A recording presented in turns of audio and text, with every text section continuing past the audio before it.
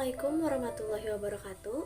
Puji syukur kita panjatkan kehadirat Allah Subhanahu wa Ta'ala, karena berkat nikmat dan karunia-Nya kita dapat menjalankan aktivitas hari ini dalam keadaan yang sehat walafiat. Tak lupa sholawat serta salam semoga terlimpah curah kepada junjungan kita Nabi besar Muhammad Sallallahu Alaihi Wasallam. Yang terhormat Bapak Desan Hendriawan STMM selaku dosen mata kuliah e-bisnis dan web design. Perkenalkan, nama saya Astri Sulastri dengan NPM D119038851, kelas manajemen pemasaran 2, Fakultas Ekonomi dan Bisnis Universitas 11 April Sumedang. Pada kesempatan kali ini, saya akan mencoba untuk menjawab pertanyaan terkait tugas dari e-bisnis dan web design. Nah, di sini terdapat dua pertanyaan. Untuk pertanyaan yang pertama yaitu, jelaskan menurut Anda mengenai apa saja manfaat dari digital workplace bagi para pekerja ataupun profesional. Nah, digital workplace sendiri yaitu merupakan lingkungan kerja yang mendorong produktivitas karyawan dengan memanfaatkan teknologi digital. Adapun manfaat dari digital workplace bagi para pekerja atau profesional menurut saya, yang pertama adalah mendatangkan karyawan yang berkualitas. Berdasarkan sebuah riset, ternyata 64% pekerja memilih pekerjaan yang membayarnya lebih rendah jika pekerjaan tersebut lebih jauh daripada kantor. Nah, hal ini bukanlah hal yang mustahil melihat implementasi tempat kerja digital dan teknologi yang tersedia saat ini. Jadi, jarak bukan lagi masalah untuk mendatangkan karyawan yang berkualitas. Kemudian, yang kedua yaitu meningkatkan produktivitas. Karyawan yang bekerja dengan konsep tempat digital bisa jauh lebih produktif dibandingkan perusahaan yang tidak menggunakan konsep ini. Yang ketiga yaitu meningkatkan fleksibilitas. Digital workplace membuat karyawan lebih fleksibel karena mereka bisa bekerja kapan saja dan dimanapun yang mereka mau. Hal ini juga bisa meningkatkan pengalaman positif bagi karyawan. Kemudian manfaat yang keempat yaitu meningkatkan komunikasi. Nah, meskipun tidak bekerja dari kantor, karyawan yang bekerja dari jarak jauh tetap bisa berkomunikasi dengan baik.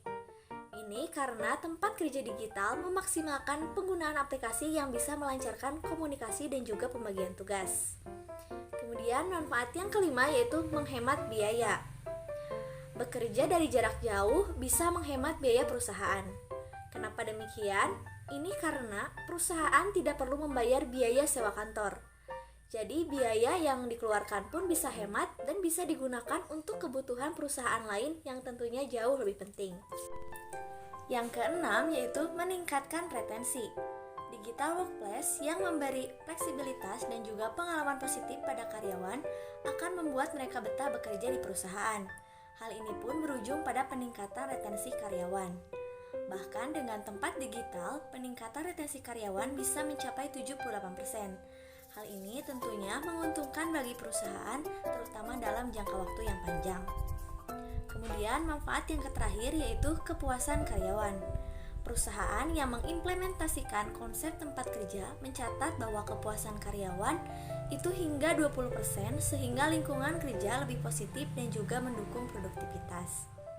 Nah, dari semua manfaat yang telah disebutkan, dapat kita simpulkan bahwa digital workplace ini merupakan hal yang sangat dibutuhkan agar bisnis dapat bersaing dan lebih sukses dengan meningkatkan produktivitas dan juga kepuasan karyawan. Kemudian pertanyaan selanjutnya yaitu pertanyaan nomor 2. Jelaskan menurut Anda konsep B2B dapat digunakan pada penjualan produk seperti apa selain alat tulis kantor.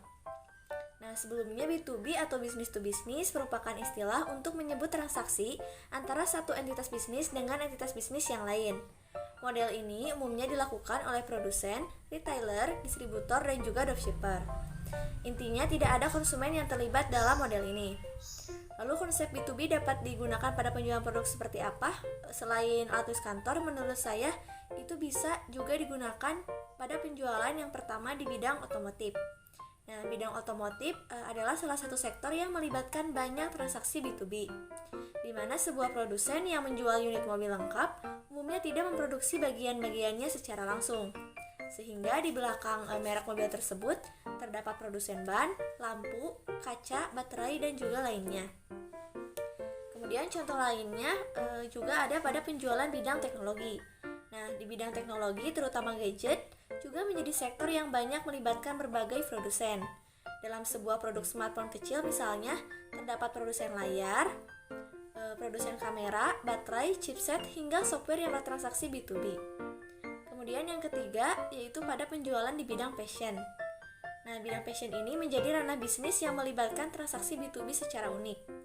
Kenapa disebut unik? Karena beberapa produsen yang dulunya melakukan transaksi B2B, lalu juga melakukan B2B setelahnya.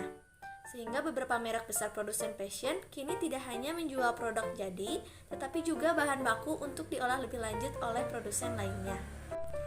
Cukup sekian jawaban yang dapat saya sampaikan. Mohon maaf apabila banyak kekurangan ataupun kesalahan dalam menyampaikan jawaban. Wabillahi taufiq wal hidayah. Wassalamualaikum warahmatullahi wabarakatuh.